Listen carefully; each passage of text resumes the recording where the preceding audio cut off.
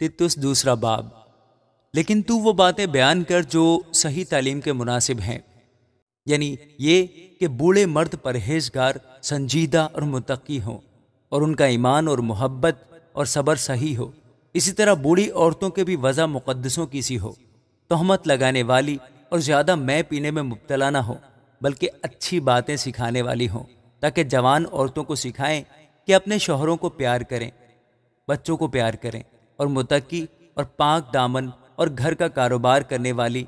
اور مہربان ہوں، اور اپنے شوہر کے تابع رہیں، تاکہ خدا کا کلام بدنام نہ ہو۔ جوان آدمیوں کو بھی اسی طرح نصیحت کر کہ متقی بنے، سب باتوں میں اپنے آپ کو نیک کاموں کا نمونہ بنا۔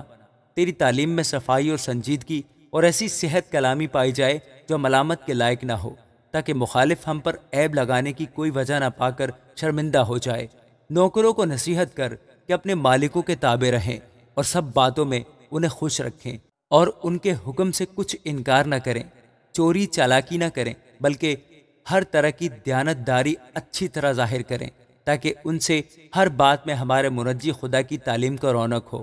کیونکہ خدا کا وہ فضل ظاہر ہوا ہے جو سب آدمیوں کی نجات کا باعث ہے اور ہمیں تربیت دیتا ہے، تاکہ بے دینی اور دنیاوی خواہشوں کا انکار کر کے اس موجودہ جہان میں پرہیزگاری اور راست بازی اور دینداری کے ساتھ زندگی گزاریں، اور اس مبارک امید یعنی اپنے بزرگ خدا اور منجی یسوع مسیح کے جلال کے ظاہر ہونے کے منتظر رہیں، جس نے اپنے آپ کو ہمارے واسطے دے دیا، تاکہ فدیہ ہو کر ہمیں ہر طرح کی بے دینی سے چھڑا لے، اور پاک کر کے اپنی خاص ملکیت کے لیے ایک ایسی امت بنائے جو نیک کاموں میں سرگرم ہو۔